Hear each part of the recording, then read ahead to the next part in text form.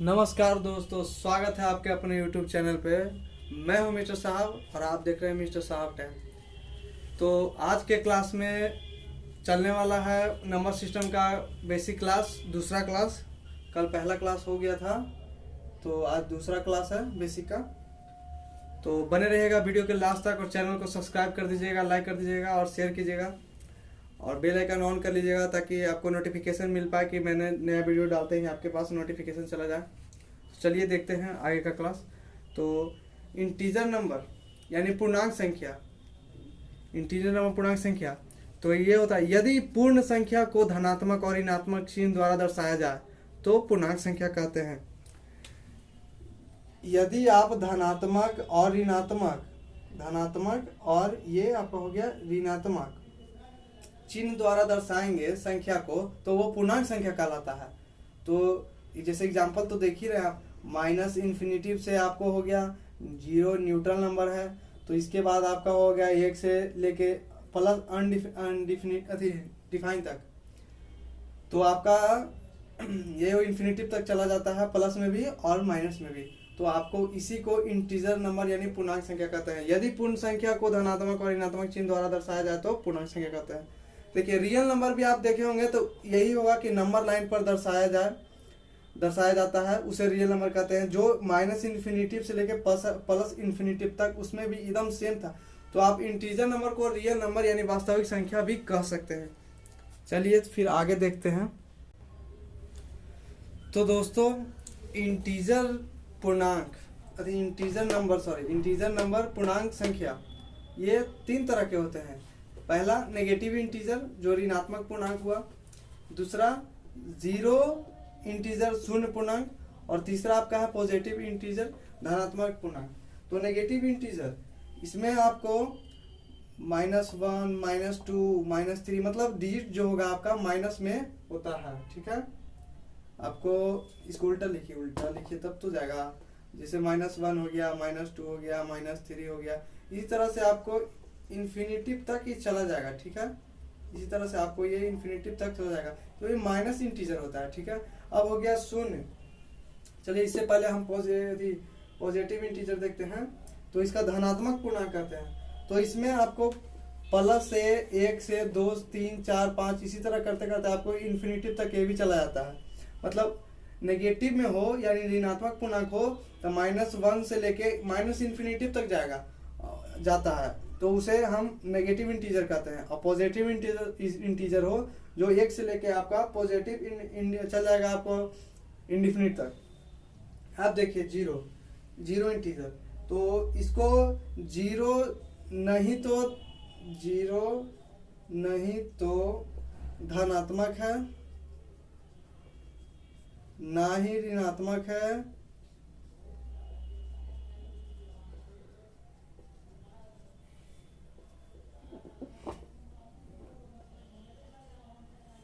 ना ही आपको ये जीरो ऋणात्मक है।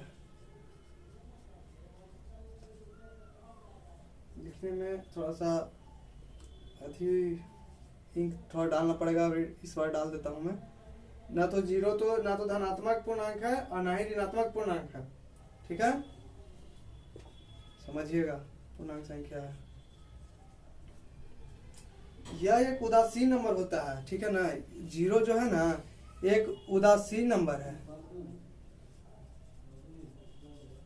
जीरो जो है एक उदासीन नंबर है, समझे ना।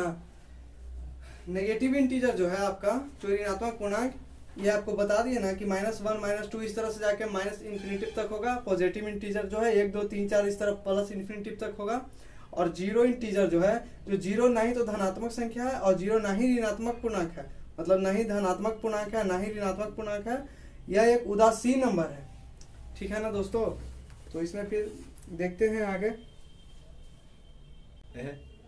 चलिए दोस्तों तो देखते हैं आगे।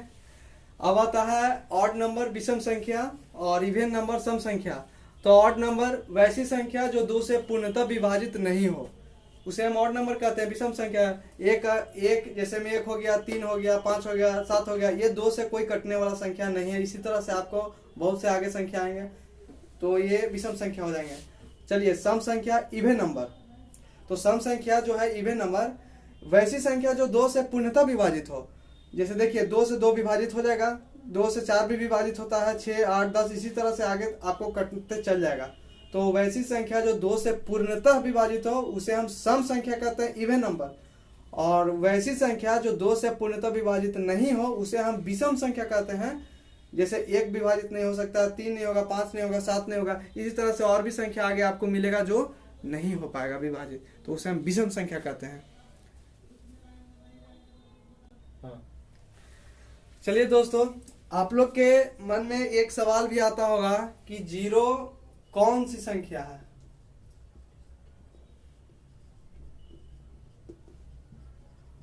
आप लोग के मन में एक सवाल आता होगा कि 0 कौन सी संख्या है।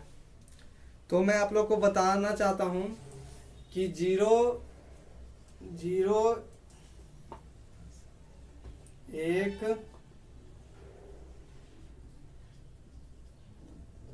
सम पूर्णांक संख्या है। जैसे आप 0 में अगर 2 से भागा दीजिए या किसी से भागा दीजिए, 0 में अगर 2 से दीजिएगा तो ये कट के 0 ही खत्म होके आ जाएगा। अगर आप 0 में 4 से भी दीजिएगा तो 0 ही आएगा, 0 में 3 से दीजिए 0 ही आएगा। तो इसीलिए इसे 0 को हम सम पूर्णांक संख्या कहते हैं। ठीक है, 0 एक सम पूर्णांक संख्या है। चलिए दोस्तों, इससे आगे हम देखते हैं। चलिए दोस्तों, तो देखते हैं, अगर कोई आपसे क्वेश्चन पूछ दे कि सबसे छोटी धनात्मक सम पूर्णांक संख्या क्या है, कोई भी आपसे पूछ सकता है कि सबसे छोटा, जैसे आप चलते हैं 0 सम है तो 2 से विभाज्य होना चाहिए, आपको भी पता है, तो 1 तो होगा नहीं, 1 भी हो सकता है लेकिन 2, 3 तो विभाज्य नहीं होने वाला है, 4 होगा, उसके बाद 5 होगा, 5 नहीं होगा, 5 कहाँ से होगा, 6 होगा, 8 होगा, इसी तरह से होगा, आपको ये भी पता है। सबसे छोटी धनात्मक सम पूर्णांक संख्या क्या है। ठीक है, तो 1 से भी विभाज्य होता है। ठीक है, 1 से भी विभाजित होता है, ताकि होता है, लेकिन इसमें आपको सम पूर्णांक पूछ रहा है ना, सम पूर्णांक, तो सम पूर्णांक में सबसे छोटा सम पूर्णांक संख्या 2 होगा। ठीक है, सबसे छोटा पूर्णांक संख्या 2 है। ठीक है ना, सबसे छोटी धनात्मक सम पूर्णांक संख्या क्या होगा, 2 होगा। और इसमें आपको पूछ दे कि सबसे छोटी धनात्मक विषम पूर्णांक संख्या क्या होगा, धनात्मक विषम पूर्णांक संख्या क्या होगा, तो ये आपको विषम में कहेगा ना, तो विषम में 1 भी हो जाएगा, 3 हो जाएगा, 5 हो जाएगा, 7 हो जाएगा, तो विषम में कहे तो आपका 1 होगा। ठीक है, विषम में कहे तो 1 हो जाएगा। सबसे छोटी धनात्मक विषम पूर्णांक संख्या 1, सबसे छोटी सम पूर्णांक संख्या 2।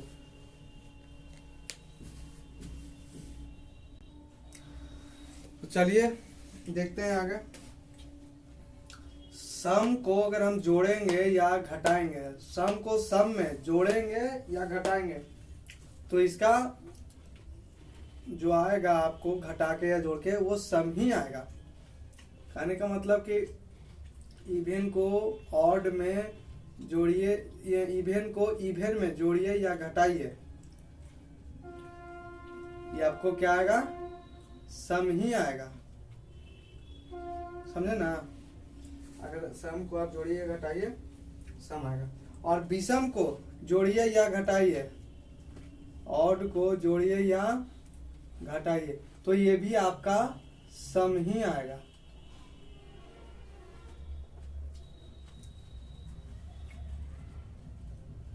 ये भी आपका सम आएगा। कहने का मतलब कि एक जैसा रहे सम और सम, तो जोड़ो या घटाओ समय होगा।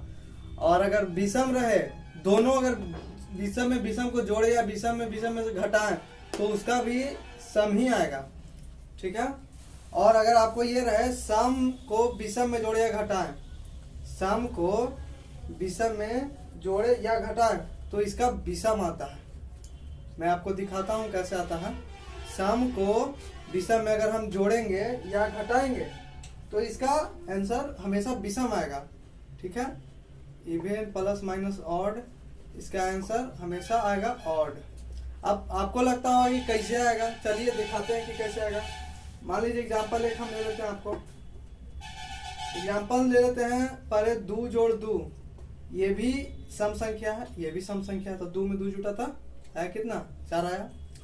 और ये देखिए 2 माइनस 2, 2 माइनस 2, तो 2 में से 2 घटा तो 0। ये आपको हम बताए थे कि 0 जो है सम पूर्णांक संख्या है। आपको हम बताए थे शुरू में कि 0 जो है सम पूर्णांक संख्या है, ठीक है। या इसके जगह पर और कुछ लेना चाहते हैं तो ले लीजिए, 4 ही ले लीजिए। तो 4 में से भी 4 को घटाएंगे तो आपको ये आएगा। चाहे 4 में से 2 ले, 2 भी सम है और 4 भी सम है, तो 4 में से अगर 2 घटेगा तो सम ही आता ना है।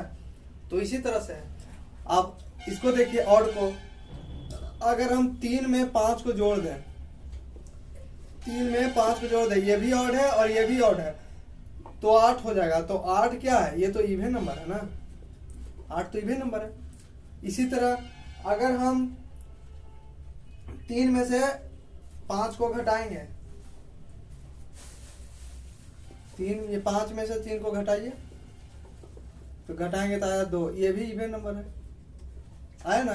तो अगर हम ऑड को ऑड में जोड़े या घटाएं, हमेशा क्या आएगा, इवन आएगा। यानी विषम को जोड़े विषम में या घटाएं, सम संख्या आएगा।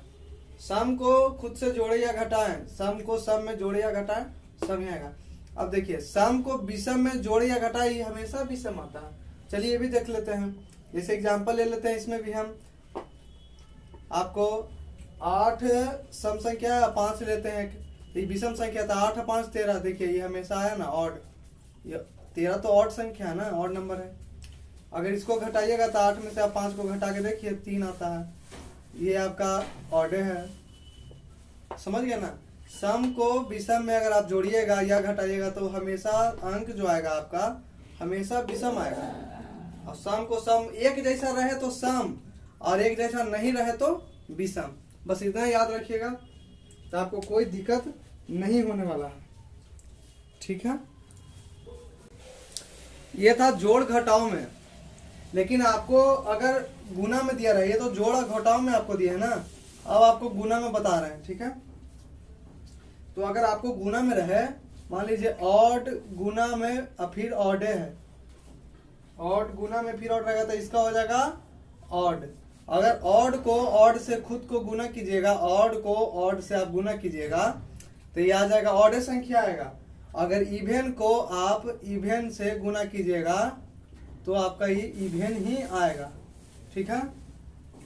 अगर ऑड और इवेन को करते हैं, ऑड गुना इवेन, यानी विषम संख्या को विषम संख्या को सम संख्या से गुना कीजिएगा तो ये हमेशा आपको क्या आएगा, सम संख्या आएगा, यानी इवन नंबर आएगा, ठीक है।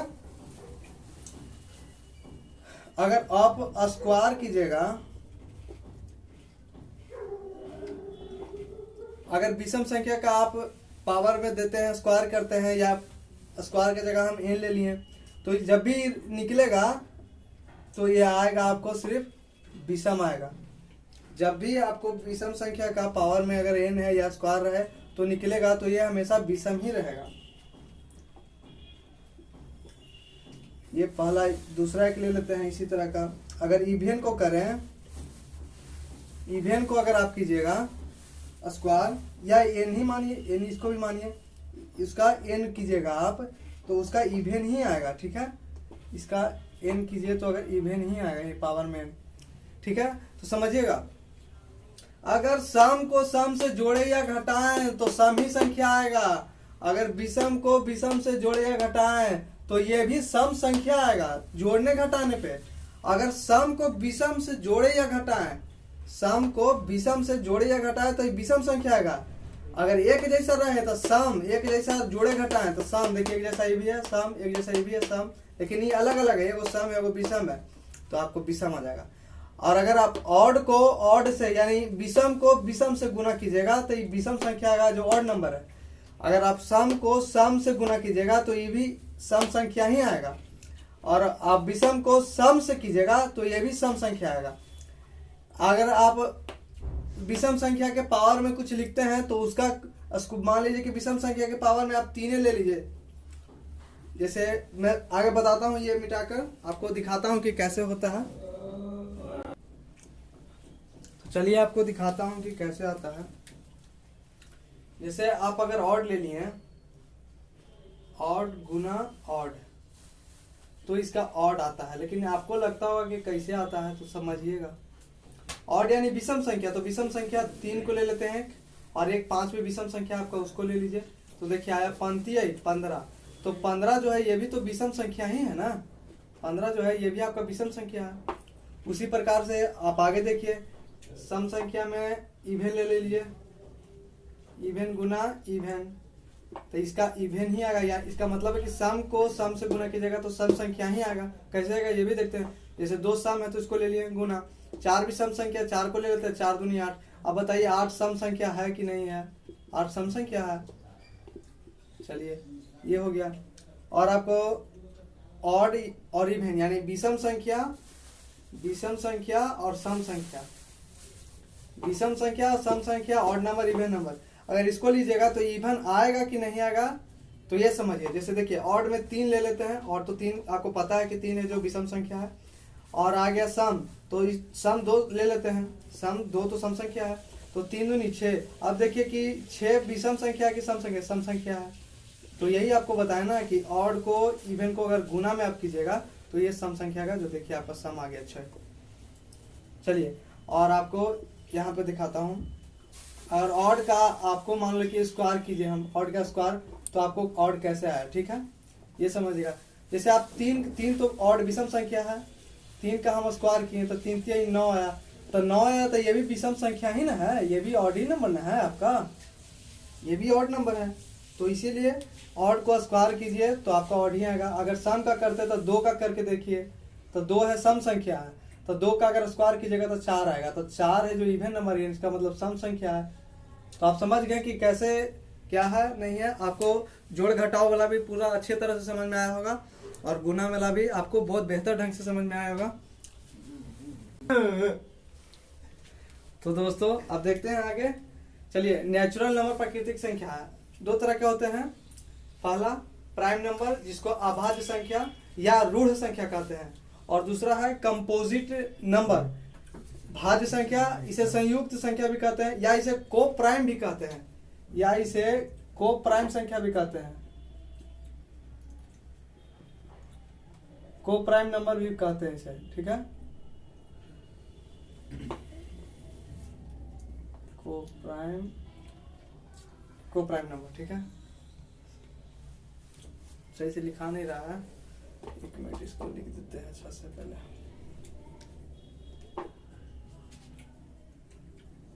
चलिए ठीक है, इसे को प्राइम नंबर भी कहते हैं या कंपोजिट नंबर कहते हैं। तो प्राइम नंबर अभाज्य संख्या, इसका अभाज्य संख्या किसे कहते हैं? 1 से बड़ी वे संख्या जिनका गुणनखंड केवल और केवल 2 हो, यानी केवल और केवल 2 हो, 2 से ज्यादा नहीं होना चाहिए, तो उसे हम अभाज्य संख्या कहते हैं। जैसे देखिए 2 का गुणनखंड कीजिए तो 2 एक खुद काटने वाला इससे को है, 2 खुद काटेगा, और 1 इसका काटने वाला 1 है, तो 2 ही गुणनखंड हुआ ना। तो यानी स्वयं को काटे और 1 से कटे, तो उसे हम कहते हैं अभाज्य संख्या, ठीक है। 2 है तो 2 स्वयं को, 1 इसको काटेगा, एक ये अपने स्वयं कटेगा, इट सेल्फ से, यानी दूसरे से नहीं कटेगा, ठीक है। तो इसे हम कहेंगे अभाज्य संख्या। तो यही है, 1 से बड़ी वे संख्या जिनका गुणनखंड केवल और केवल 2 हो, 2 से ज्यादा नहीं होना चाहिए, केवल और केवल 2 हो, और ना ही 2 से कम होना चाहिए, तो वो अभाज्य संख्या कहलाते हैं। जैसे देखिए 2 का गुणनखंड 2 ही है, जो अभी आपको दिखा रहे हैं। 3 का भी है, 3 खुद काटेगा और 1 इसको काटेगा। 5 का भी वही है, 5 काटेगा, खुद काटेगा, और 5 खुद काटेगा और इसको 1 काटेगा। 7 भी खुद काटेगा और इसको 1 काटेगा, बस 2 गुणनखंड, तो इसे हम अभाज्य संख्या कहते हैं। अब भाज्य संख्या कहते हैं किसको, ये समझिए, कंपोजिट नंबर, भाज्य संख्या, संयुक्त संख्या। 1 से बड़ी वे संख्या जिनका गुणनखंड, यानी फैक्टर, गुणनखंड का अंग्रेजी फैक्टर होता है, जिनका गुणनखंड 2 से अधिक हो। 1 से बड़ी वे संख्या जिनका गुणनखंड 2 से अधिक हो, मतलब इसको 2 से ज्यादा संख्या काटने वाला हो। 4 को देखिए, 4 को कितने संख्या काटने वाला, एक काट देगा 4 को, दूसरा 2 काटता है और तीसरा ही खुद अपने से काट लेगा, तो 2 से ज्यादा हो गया ना, देखिए 3 संख्या हो गया। उसी तरह 6 भी है, 6 को 1 काटेगा, 2 काटेगा, 3 भी काटेगा, उसके बाद खुद 6 काटेगा, तो 4 संख्या। तो 2 से अधिक गुणनखंड हो तो भाज्य संख्या कहलाता है, कंपोजिट नंबर या को प्राइम नंबर कह सकते हैं। और 2 से न ज्यादा हो और न कम हो उसे अभाज्य संख्या कहते हैं, प्राइम नंबर कहते हैं। समझ गए दोस्तों, जो 2 से ज्यादा गुणनखंड हो, 2 से ज्यादा गुणनखंड हो उसको हम भाज्य संख्या कहते हैं, और जिसका 2 से कम गुणनखंड या 2 ही गुणनखंड हो उसे हम अभाज्य संख्या कहते हैं, प्राइम नंबर। उसे हम अभाज्य संख्या कहते हैं, प्राइम नंबर। इसका कम 2 से ज्यादा गुणनखंड होना चाहिए, तो इसको मोर देन 2 फैक्टर होता है, मोर देन 2 फैक्टर, मतलब 2 से ज्यादा गुणनखंड। ठीक है दोस्तों, आप समझ गए होंगे। 2-3 पॉइंट मैं और लिखाता हूं। तो दोस्तों ये 4-5 पॉइंट है जो बहुत इंपॉर्टेंट है, आप इसे नोट कर लीजिएगा। एक नहीं तो भाज्य संख्या है और ना ही अभाज्य संख्या है। ठीक है, एक जो है जो ना ही भाज्य संख्या है और ना ही अभाज्य संख्या है। अभाज्य संख्या का गुणनखंड कम से कम 2 या ज्यादा से ज्यादा 2 होता है, आपको पता है अभाज्य गुणनखंड का। तो अभाज्य में ये क्यों गुणनखंड है, तो 2 नहीं है, इसलिए तो अभाज्य पहले ही खत्म हो गया। और भाज्य संख्या का कहने का मतलब है कि 2 से ज्यादा गुणनखंड हो, तो ये भी 2 से ज्यादा गुणनखंड नहीं है। तो एक अब तो पता चल गया आपको कंफर्म कि एक नहीं तो भाज्य है और नहीं अभाज्य। अब देखिए सबसे छोटी सम भाज्य संख्या 4 है, सबसे छोटी सम भाज्य का रहा, सम और भाज्य भी का रहा है। तो 2 को आपको लगता होगा कि 2 भी तो हो सकता है, तो 2 आपको लगता है, तो ये सम भाज्य नहीं है, ये अभाज्य है। 2 जो है अभाज्य संख्या, भाज्य नहीं है, समझे ना दोस्तों, ये अभाज्य है। इसीलिए सबसे छोटी सम भाज्य संख्या 4 होगी। ठीक है, और उसके बाद देखिएगा 9 सबसे छोटी विषम भाज्य संख्या है। ये कह रहा है कि 9 सबसे छोटी विषम भाज्य, यहां देखिएगा विषम भाज्य संख्या है। अब देखिए सबसे छोटी विषम भाज्य संख्या 9 कैसे है, अब बताते हैं आपको। विषम लिखते हैं 3 से लिखते हैं, उसके बाद 5, 7, 9। तो सबसे छोटी सम, सबसे छोटी सम विषम भाज्य संख्या, जिसका विषम भाज्य संख्या, भाज्य का मतलब कम 2 से ज्यादा गुणनखंड हो, भाज्य का मतलब 2 से ज्यादा गुणनखंड हो। आपको पता है कि अभाज्य रहे तो 2 गुणनखंड हो, 2 से कम नहीं होना चाहिए, 2 गुणनखंड हो। लेकिन अगर अभाज्य रहे तब 2 गुणनखंड हो, लेकिन भाज्य तो 2 से ज्यादा गुणनखंड हो। देखिए 3 का 2 ही गुणनखंड होता है, 1 और ये अपने से खुद है। 5 का भी वही सिस्टम है, 1 और ये अपने से खुद है। 7 का भी वही है, लेकिन 9 है, जो 9 का है 1 भी इसको काटेगा, 3 भी इसको काटेगा, ये 9 अपने खुद से भी कटेगा, इसलिए इसका 3 गुणनखंड है। इसलिए विषम भाज्य संख्या सबसे छोटी आपको पूछे तो 9 होगा। चलिए और आपको दिखाते हैं। आप पूछे कि सबसे छोटी अभाज्य संख्या 2 है, बात सही है। सबसे छोटी आपको अभाज्य संख्या 2 होगा, कि 1 है तो अभाज्य संख्या का 2 गुणनखंड होना चाहिए। 1 का 1 गुणनखंड है, तो कैसे होगा। इसके बाद आता है 2 है, तो 2 का सबसे छोटी भी है और इसका 2 गुणनखंड भी है, इसलिए सबसे छोटी संख्या होगी अभाज्य होगी। अब कह रहा है सबसे छोटी सम अभाज्य संख्या, सबसे छोटी सम अभाज्य संख्या, देखिएगा सम भी कह रहा है और अभाज्य भी कह रहा है। तो 2 है जो सम संख्या तो है ही, सबसे छोटी सम अभाज्य संख्या 2 है। कैसे 2 है ये समझिए। 2 पहला तो सम संख्या है 2, ये आपको ही पता है, सम संख्या है 2। अब कह रहा अभाज्य संख्या, तो अभाज्य संख्या का नियम है कि 2 गुणनखंड हो, तो 2 का 2 गुणनखंड भी, एगो खुद से कटेगा और एगो 1 काटेगा इसको, तो 2 गुणनखंड भी है और सम भी है, तो ये हो गया ना सम अभाज्य संख्या।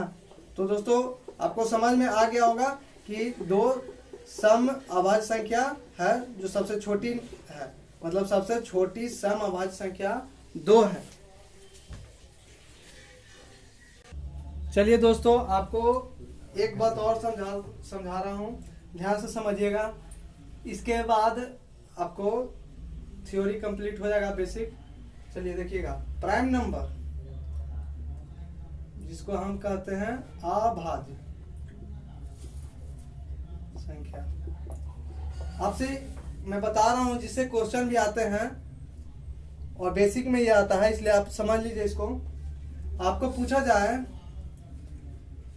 पहले तो अगर 1 से 100 तक आप अभाज्य संख्या लिखेंगे तो क्या होगा? 1 तो होगा नहीं, 2 होगा, 3 होगा, 5 होगा, 7 होगा, 9 आपका अभाज्य नहीं होगा, ये भाज्य है कि इसमें गुणनखंड 3 हो रहा है। 11 हो जाएगा, 13 हो जाएगा, 17 हो जाएगा, 19 हो जाएगा, 20 नहीं होगा, 21 नहीं होगा, 22 नहीं होगा, 23 हो जाएगा। इसी तरह से अगर आप लिखते जाइएगा तो आपको 97 हो जाएगा, उसके आगे जाएगा तो 101 हो जाएगा। इसी तरह से आप बहुत आगे लिख सकते हैं, ठीक है। अगर आपको क्वेश्चन पूछ दे कोई भी कि 1 से 25 तक में कितनी अभाज्य संख्याएं होती है, तो आप गिन सकते हैं 1 से 25 तक में 9 अभाज्य संख्या होती है। जैसे यहाँ पर अभी लिखा हुआ है, हम गिन के दिखलाते हैं आपको। देखिए 1 2 3 4 5, 1 2 3 4 5 6 7 8 9 है ना। 25 तो भाज्य है क्योंकि तो गुणनखंड 2 से ज्यादा है। तो 1 2 3 4 5 6 7 8 9। देखिए 1 से 25 तक में 9 गो भाज्य आया है ना 9। इसी प्रकार आपको अगर पूछ दे कि 1 से 50 तक में कितनी अभाज्य संख्या होती है, तो 1 से 50 तक में आप लिखिएगा तो गिनिएगा, लेकिन 1 से 50 तक में 15 अभाज्य संख्या होती है। आप लिख के खुद से गिन लीजिएगा कि 15 ही आएगा, आपका ज्यादा नहीं आएगा, 15 होता है इसलिए 15 आएगा। अगर ये है आप इससे आगे भी लिख सकते हैं। अगर आपको पूछ दे कि 1 से 100 तक में कितना अभाज्य संख्या होती है, तो 1 से 100 तक आप लिखिएगा तो 25 गो अभाज्य संख्या आपको मिलेगा। कोई पूछे तो 1 से 100 तक में, कोई पूछे क्या एग्जाम में पूछ सकता है 1 से 100 तक में कितनी अभाज्य संख्या होती है, तो 25 होती है। चौथा देखिएगा, चौथा में आपको बता रहा हूं, अगर कोई पूछ दे कि 25 से 50 तक के बीच में कितनी अभाज्य संख्या होती है, 25 से 50 तक के बीच में कितनी अभाज्य संख्या होती है, तो 6 अभाज्य संख्या होती है। ठीक है दोस्तों, और अभी आगे है और समझिएगा। 25 से 50 तक में 6 अभाज्य संख्या होती है। 50 से अगर आपको कोई पूछ दे कि 50 से 75 तक में कितनी अभाज्य संख्याएं होती है, तो ये भी 6 होती है। 50 से 75 तक भी अभाज्य संख्या कोई पूछे कितना होती है, तो 6 होती है। आपको 75 से 100 कहे, 75 से 100 में कितने अभाज्य संख्या होते हैं, तो 75 से 100 में मात्र 4 गो अभाज्य संख्या होते हैं। 75 से 100 में 4 गो अभाज्य संख्या होते हैं। आपको अगर आ जाए 50 से 100 के बीच में, 50 से 100 के बीच में अगर कहे तो आपको 10 गो अभाज्य संख्या होगी। ठीक है, आपको 50 से 100 के बीच में कितने अभाज्य संख्या होगी, 10 गो अभाज्य संख्या होगी। अगर 1 से 200 के बीच कह दे आपको 1 से 200 के बीच कितने अभाज्य संख्या होगी, तो इसमें आपको 46 गो होगा। ठीक है, 46 गो अभाज्य संख्या होगा। अगर आपको आ जाए कि 1 से 200 के बीच कितनी अभाज्य संख्याएं होगी, तो 46 गो होगी। ठीक है, 1 से 200 के बीच 46 संख्या होगी। इसी तरह आपका आप लिख लीजिएगा और लिख के गिन के मिलाइएगा, आपका यही आएगा, क्योंकि यही होता है। 1 से 25 तक में 9 गो अभाज्य संख्या है, 1 से 50 तक में 15 गो अभाज्य संख्या है, 1 से 100 तक में 25 गो अभाज्य संख्या है, 25 से 50 में 6 है, 50 से 75 या 76 का, ये 75 नहीं ना है, 75 76 भी है, 1 मिनट 75, हाँ 1 से 75 अगर कहे, 76 आपको कहे तो उसमें 6 गो अभाज्य संख्या है। 75 से अगर आपको 100 कह दे तो उसमें 4 गो है, और अगर आपको 50 से 100 कहे तो उसमें 10 गो है, और अगर आपको कह दे 1 से 200 में तो आपको 46 गो है। ठीक है, तो आप इसी तरह से आपका हो जाएगा। 50 से 75 तक कहे तब 75 या 76 मानिए ना, इसको 76 भी रहेगा तो वही आएगा, लेकिन 75 भी आएगा तो वही आएगा। ठीक है, ये 75 आपको सीधा इसलिए है क्योंकि सीधा मैं बता रहा हूँ ना, 25 से 50, 50 से 100 इस तरह का, इसलिए 75, लेकिन 76 भी रहेगा तो वही आएगा, 6 ही आएगा। तो ठीक है दोस्तों, और इसी प्रकार बने रहिएगा। चैनल को सब्सक्राइब कर दीजिएगा, बेल आइकन को ऑन कर दीजिएगा, ताकि मैं जो भी वीडियो डालूं तो आप तक सबसे पहले नोटिफिकेशन पहुंचे और सबसे पहले आप क्लास कर पाएँ। चैनल को सब्सक्राइब कर लीजिएगा, वीडियो को लाइक कर दीजिएगा और शेयर कर दीजिएगा, ताकि आपके साथ साथ आपके दोस्तों को भी ये बेसिक क्लास पढ़ने में आसानी हो और पढ़ पाएँ आसानी से। तो इसी के साथ धन्यवाद, बढ़िया से पढ़िएगा। ठीक है।